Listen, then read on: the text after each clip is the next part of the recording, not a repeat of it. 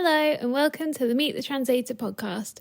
My name's Dot and today I'm joined by Mandy Borchardt for an episode on marketing translation. I'm going to find out all about Mandy and her specialisation, and she'll be sharing her experiences as well as lots of tips and advice for fellow translators. I hope you enjoy the episode.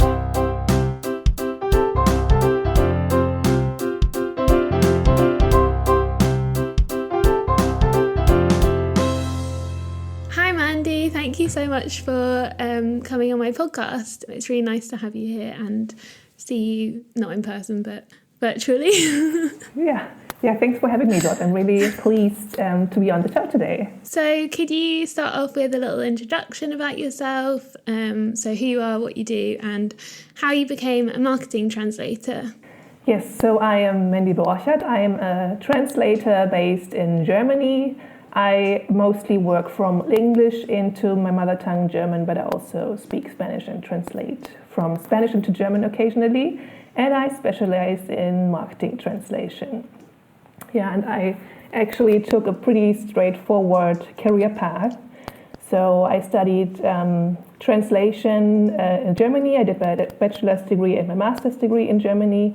And after that, I started out as a freelancer after being employed for a year. And yeah, that's basically it. So I started freelancing in 2015. And my initial specialization was actually technical translation, so it was a bit different from what I'm doing right now. Yeah, after a while I lost a bit of interest in technical translation, and I was looking for something new, something more challenging, something a bit more interesting for myself. Mm-hmm. And initially I was a bit hesitant to jump into marketing because I had a not so good experience with a client job that I had and that was marketing related. So I thought maybe marketing is not, I'm not cut out for marketing translation because I don't have the talent. But, then I just decided to do some CPD activities and really deep dived into the whole topic of marketing and marketing translation and copywriting.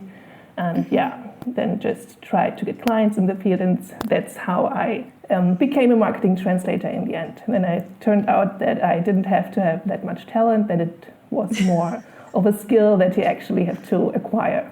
Mm-hmm. Interesting. It's good though, like doing the thing that you think that you're going to enjoy, despite having a little knockback if you thought at the start that it wasn't for you. You never really know until you fully try it. So I bet you're glad that you did that now. I'm actually pretty glad. And I only started out with technical translation because that was the subject they offered at the university. So when I started out, I of course opted for technical translation because that's what I had learned at the university. But after, 3 years or so, I thought maybe I can specialize in something different and maybe I'm not cut out for translating manuals until I retire. Okay, so can you, I know it's got quite a broad specialization, but can you kind of try and explain what is marketing translation? Yeah, it is quite a big term and a broad term. But put simply, to me, marketing translation is just the general term for transferring marketing materials into another language and for a new target market. Mm-hmm. This can basically be any piece of copy. It can be video content, it can be a podcast script, it can be a blog post, a Facebook ad, even a TV commercial, anything like that. Mm-hmm. So which of those do you do most of? I mostly do online marketing, so anything from websites, blogs, newsletters, white papers, social media content, and webinar scripts. I even once translated briefing for influencers in which they were told how to promote a certain product. Oh. So I actually translated the briefing, what the company wanted the influencers to say on social media about their product. Oh, interesting. It sounds like there's lots of different kind of... Yeah, it's lots of online marketing, anything that's, on social media or, blogs and websites. So it's not so... I'm not doing so much non-online related, so it's not billboards or things like that, no TV commercials either, but, more focused on online marketing. Mm-hmm. So what is it that you enjoy about this specialization? Well, I think one thing would be that I really enjoy the feeling that you have when you know that you really nailed a tagline or a slogan or a headline, for example, when you know it's exactly what the original says, but in completely different words. So that feeling that you have is really cool. And maybe also that it is very varied. So you get to work with lots of different companies from many different industries. And I think I really like this, variation in the job. Mm-hmm. I guess like with a lot of specializations, like a lot of them overlap. A lot of people might specialize in like marketing translation, but it could be like medical marketing translation or I don't know, something else. And like a lot of specializations do sort of overlap. So like with it being such a broad specialization, do you think that marketing translators need to niche down and have a specific type of marketing translation they do? Or can you kind of be like, oh, we'll just do all marketing? Yeah, that's an interesting question, because I personally don't have the feeling that I have to niche down, but I can completely see and understand that there are some product groups maybe that do require that. Maybe if you think about IT or legal, then might be a really good idea to really know your stuff in these fields. But I also think that it's sometimes, since marketing is such a broad thing, it's sometimes really difficult to niche down. And there are so many products out there. So I think if you want to pick a niche, maybe you can focus on larger product groups and say, okay, I'm going to focus on food or maybe clothing. But for me personally, with the clients that I have, I don't think it's necessary. But yeah, I can see both sides really. And maybe you cannot just, determine it so strictly. And I guess you could also do it on a sort of project by project basis. Like, I'm guessing there must be some projects that come to you that you're like, no, that's not for me. Or exactly. Like, yeah, that's right. That's right. Yeah. I mean, it's totally depends on the product, I think. I mean, if it's a picnic blanket, there's not so much to know about it. Maybe the fabric and, But when it's a legal text, for example, I would never accept to translate a website for a law firm, because I know, though it is marketing and I know things about marketing, I'm just not confident enough to translate law content or legal content. Yeah. What would you say are the like biggest areas of marketing translation? Like, say someone wanted to be a marketing translator and they wanted to have a specific niche within it. What would you say are like some of the bigger areas?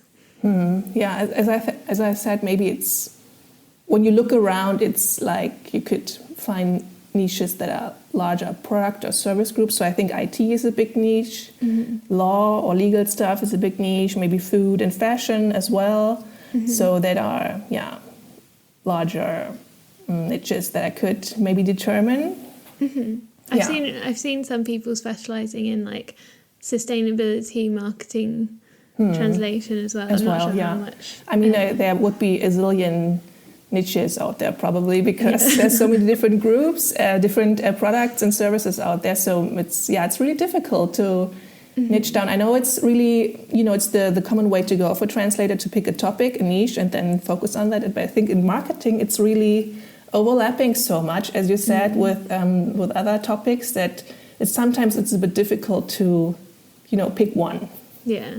But I guess it's nice in a way, because you get to sort of try out a lot of different things. And I guess like as you get more experience, you might learn which things you enjoy the most or which things you're better at. And you can sort of do more of that, or kind of do, I don't know, whatever. Exactly. I also think if you wanted to pick a niche in marketing for translators, then maybe just go for the things that you are interested in as well. I mean, we are also consumers. We must not forget that as translators, we're also consumers. And why not, start out with a niche that you're maybe familiar with because you simply buy those products a lot. Maybe you know a lot about fashion, or maybe you know a lot about baby clothing because you have a family and things like that. That would be a good starting point, I think. I guess if you are literally the target audience of the text that you're translating, then you know... it's probably the stuff that you read as well. I mean, it sounds super simple, but it's actually, I think you would be the perfect translator for a certain product if you are the target group. Makes sense. So what kind of skills do you need to be a marketing translator? I know that you said that when you started out, you did a lot of like CPD and stuff to kind of build that up. So yeah, what kind of skills do you need? Yeah, I had the feeling that I had to learn more about marketing and copywriting because I had a little bad experience with a client at the beginning. So I said, okay, come on, there has to be a better way. So I just deep dived into CPD and I read a lot of books about marketing and copywriting. And I think those two things are basically the skills that you have to have. You need to know about marketing strategies and tactics. So, you don't only have to understand what a blog post says, you also have to know why is that blog post written, what do companies usually want to achieve by giving out free content. It's a lot of work to do that. What is their gain in the end if they do that? So yeah, that's one thing, know about marketing and tactics and strategies, and also copywriting. I think you don't have to be a copywriter yourself, but it's definitely useful to know the tools that copywriters use. So yeah, how do you write a claim? How do you write a slogan? And things like that. Because it was interesting what you said earlier about when you write something that's like what the source text says, but in completely different words, you're almost doing a bit of copywriting in a sense. The difference is that you've already got all of the ideas there for you. Maybe. I don't know. Yeah, exactly. So I think it's important to also notice that there are skills required, because I sometimes heard from other colleagues that that's only a marketing text, so that's easy. And I was like, what?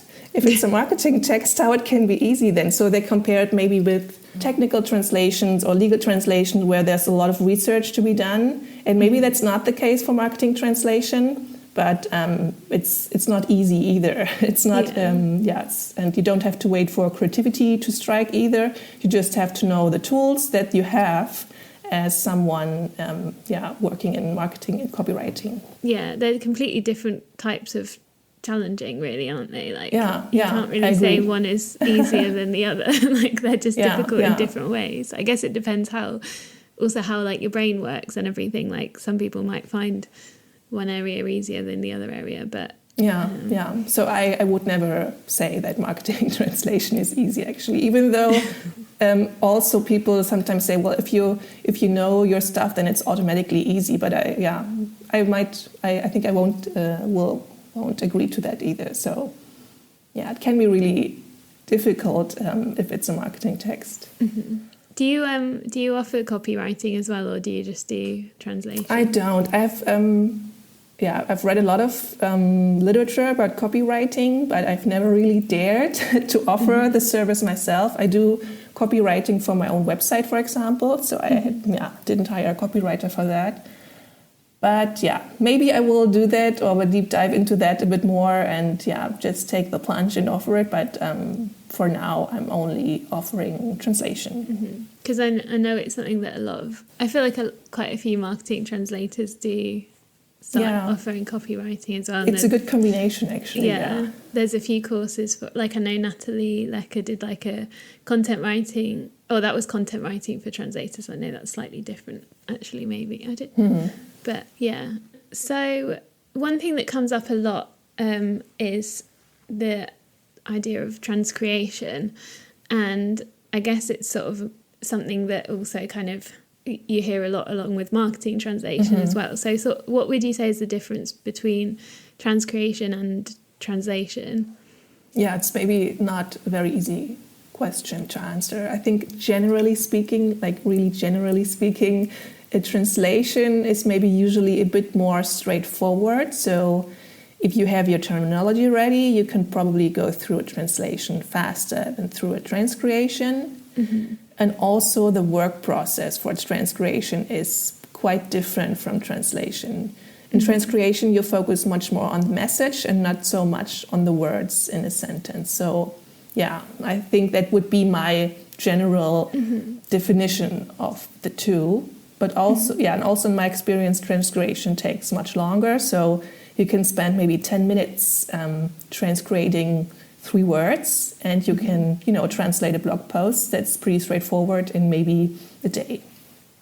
So, And do you find, like, if a client contacts you, would they say, like, I need this translated or I need this transcreated, or do clients use those words with you as well, or do you just sort of kind of have to gauge how creative they want it to be or how kind of close to the source text they want it? Or it's pretty much like that. So I have experience, I think this is very subjective, but the clients that I have, they don't care what I call it. They don't care if I call it transcreation or marketing translation or localization.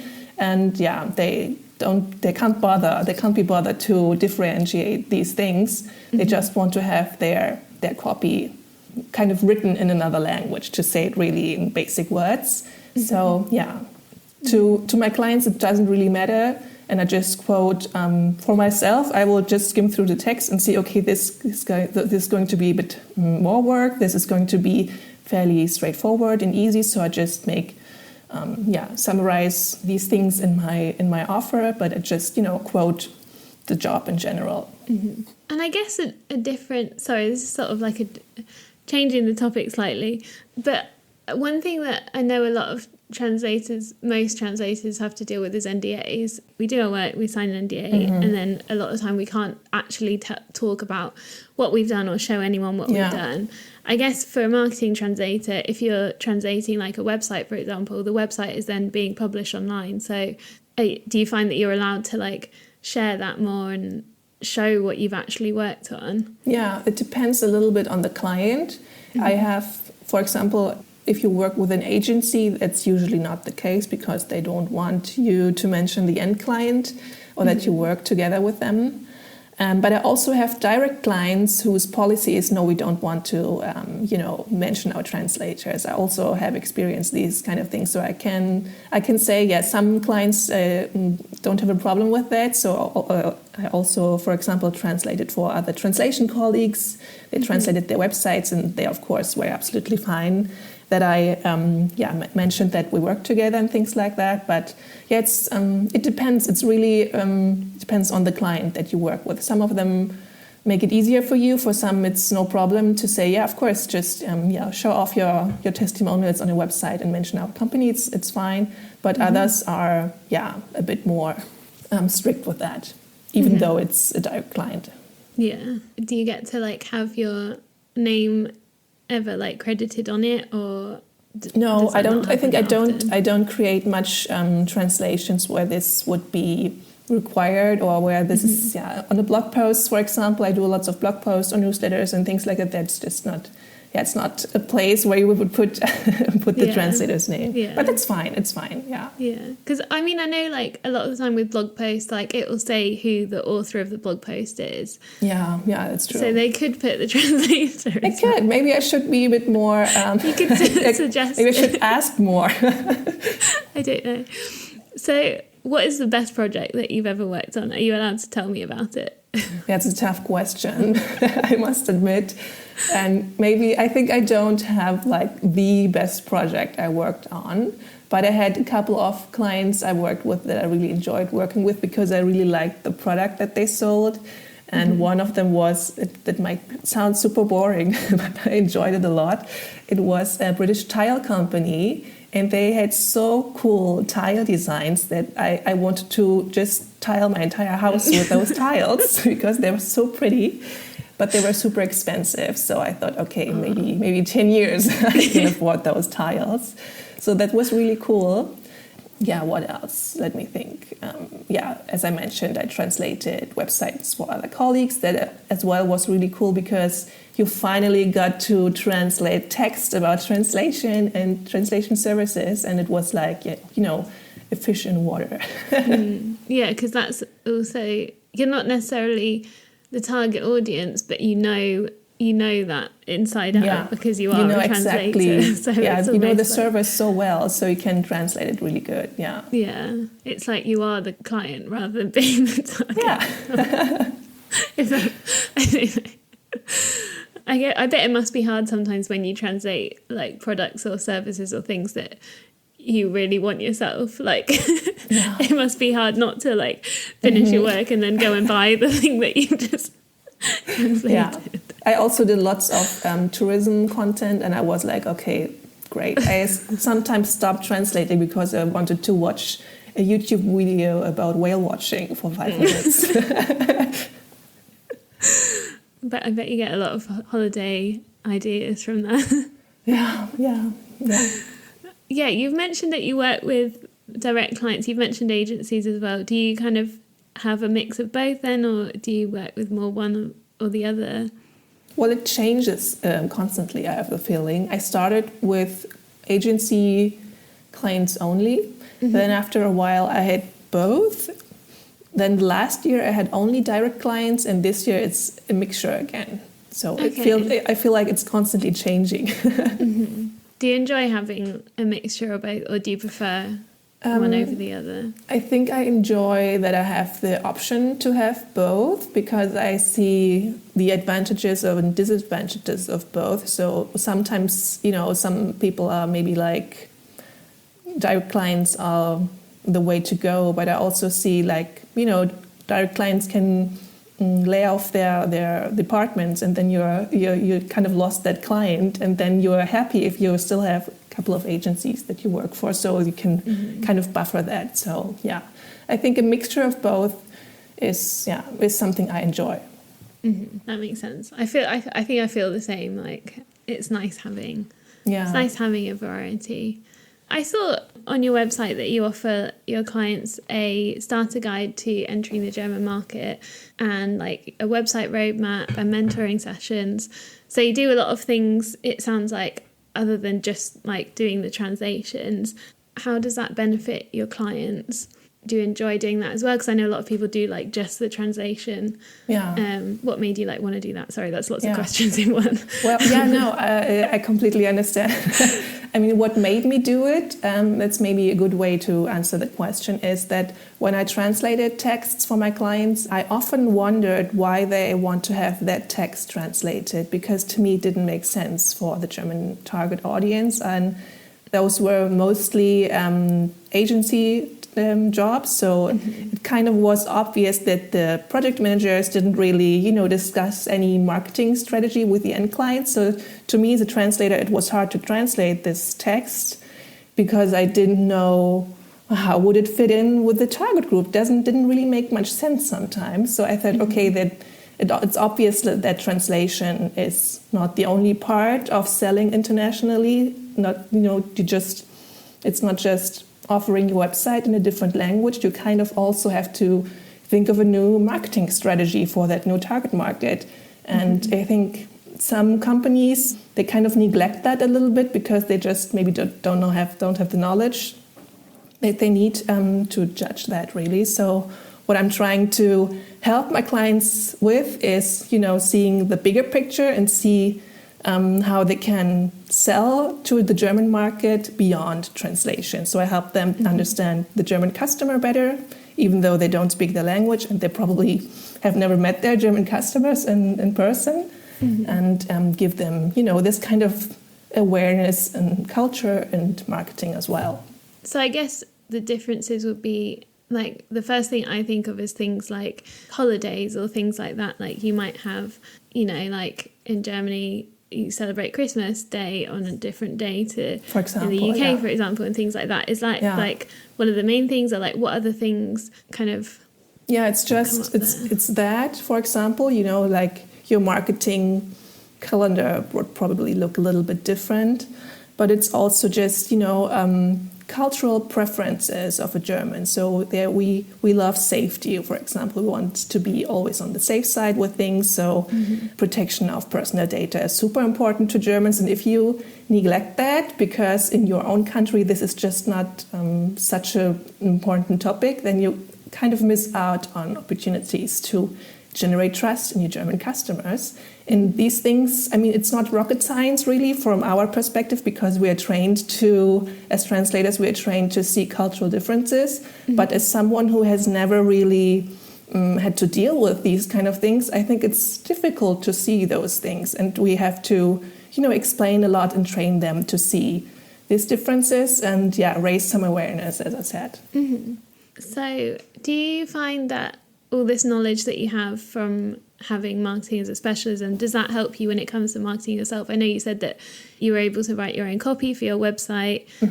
Does it help with your marketing your services? Absolutely. I would definitely say that's the case. I mean, before I did any marketing related translations, I didn't know much about marketing at all. So when I started to read a lot about it, I realized that I could absolutely use it for my own marketing. And also I have the feeling that because I translate so much marketing material, I actually also learn from the texts that I translate, because sometimes it's texts about marketing advice to small businesses. And I'm like, oh, great, I could just apply all of this to my own business. So yeah, definitely. Yeah, I see a lot of your posts and stuff, and it's interesting to see that on LinkedIn and stuff, it seems like you're targeting your clients, which is interesting, because I think one of the big differences I see a lot on LinkedIn is some people are targeting other translators, which I think I probably do more of, and then some people are targeting their clients. Do you find that works quite well? Do you get a lot of clients interacting with it and connecting with you from that? That's a really interesting question, because I'm still kind of figuring out these two things, because I post content on Instagram, for example, and on LinkedIn. And I'm starting to realize that even though sometimes you might think, well, it's just two different platforms, but they're both social media, so they're probably kind of the same, but the audiences on both platforms are so different that I kind of get the feeling that I can promote my my mentoring business on Instagram much better. And on LinkedIn, it's just easier to connect with other translators and, get some, present yourself to the translation bubble on LinkedIn, because it's much more network related than it's on Instagram. So I get the feeling that Instagram is more to present yourself and your business. And on LinkedIn, it's easier to, cater to your connections and network, really. I feel that's the feeling that I have. Maybe others have a different feeling, but that's the feeling that I have, that these are the most, the biggest differences that I can see between the two. Yeah, I think there definitely are different audiences. Yeah. On both. And that's interesting, because it proves that you cannot post the same things on all the platforms, because sometimes it just doesn't really fit. No, yeah, for sure. Sometimes I do post the same things on both, but then not everything. Sure. It's like some things you can, some things, and just kind of, see how it goes. So would you say that LinkedIn and Instagram are your main online marketing? That's where you do it, or do you use Facebook or Twitter or anything else? It's only the two, and I'm already feeling like, okay, I can't do more. It's sometimes a lot of work, and I think 2 platforms is more than enough. Yeah, I think also, especially for translators, LinkedIn is absolutely sufficient. The connections I made there 2 or 3 years ago, when I really started to be more present on LinkedIn, was just amazing. You get so much traction and so much traffic, and it's a great tool for translators to network. Yeah, I definitely find that as well. And something that I think Kelsey said one time was that it's better to pick 1 or 2 platforms or something and do it really well, rather than trying to spread yourself over everything and be everywhere and not do it well. Because as you said, there's different audiences in different places, so you can't just kind of blanket put the same thing out everywhere every time. It's I agree. 5 different types of content you need to create if you're doing it's that. And also I think if you focus on 1 or 2, it's easier to really connect with the people that you see on those platforms, because of course we use it as a marketing tool and to make our services visible to the world, but in the end it's just it's social media. It's about connecting with people, and if you do it on too many platforms, it all seems to be so superficial. And if you focus on 1 or 2, it's easier for you, or actually doable, to really focus on the people and even make friendships on LinkedIn. It's absolutely possible. For sure, because you want to be able to interact. if I'm going on LinkedIn and I'm posting on LinkedIn or whatever, I also want to be able to, I want to have the time to read what everyone else is posting and comment on their stuff. I don't want to just go on there, post my thing and then leave. Like, it is a community really, isn't it? Yeah. So as a marketing translator, do you have any marketing tips for translators? Yes, I do actually. Well, maybe that's a great follow-up question for what we just talked about. I think one marketing advice would be to just be present in the online world. So, for example, set up a website or set up your social media profiles, and also do the networking. I know that some translators are very like, I want just to be work for myself and not connect with the rest of the world. But it's so easy these days. You don't have to be like a super outgoing person or anything. I would not consider myself that either. And it's just so easy on social media to connect with other people. So I would definitely give the advice of setting up maybe one social media profile and network as much as you can, because you definitely get some business out of the fact that people know you, that you might come to their mind when they think about who could I refer for this or that translation job. Yeah, I do. I find that as well. Actually, a lot of my work comes through referrals, or also just from clients that have probably. I'm assuming, because a lot of the time they don't tell. I find they don't tell me where they found me. They just email me out of the blue, and I'm like, okay, cool. Like, okay. I'm assuming from talking to some project managers that they just go on LinkedIn, they type in, I don't know, English to German marketing translator, and then you pop up, or whoever pops up, and they see. And I think if you're active on there as well, I guess it makes a difference in that sense. Yeah, I think that's definitely the case. And also, if some client asks me for a translation that I can't do, I think about who could I recommend that client. And that way, if I know you from social media or from LinkedIn or anything, that it's easier, so that your name pops into my head and I just recommend you to someone I can't help with. Yeah, for sure. And for anyone who's thinking that they want to be a marketing translator, maybe they're still studying, or maybe they're specialising in something else and they want to branch into marketing, do you have any advice for those people?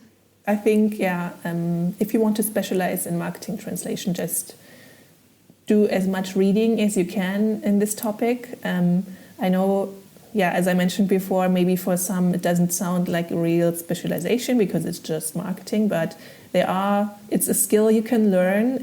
There's knowledge that you have to acquire. So I would just go ahead and read as much as I can, maybe attend a seminar or a webinar about this topic, and just, try to acquire some knowledge in the fields of marketing and copywriting. Do you have any specific books or courses or anything you'd recommend? Well, I read the book about transcreation from Nina Sattler-Hofta. She's from Austria. I think many from the translation bubble might know her already. I can definitely recommend her book. And also, I think about, I'm not sure I think I did some online seminar from Google as well about marketing. It was free, and it had a test at the end, so why not do these kind of things as well? And also you can do, if you subscribe to LinkedIn if you do the paid subscription or you test it for a month, you can also attend their their LinkedIn Learning, and they have lots of marketing related courses there as well. So that's also something you could try. Thank you. Is there anything else that you'd like to share? No, I think I'm pretty good, thanks. Okay. I think I've gone through all the questions. It's been really, really interesting. Yeah.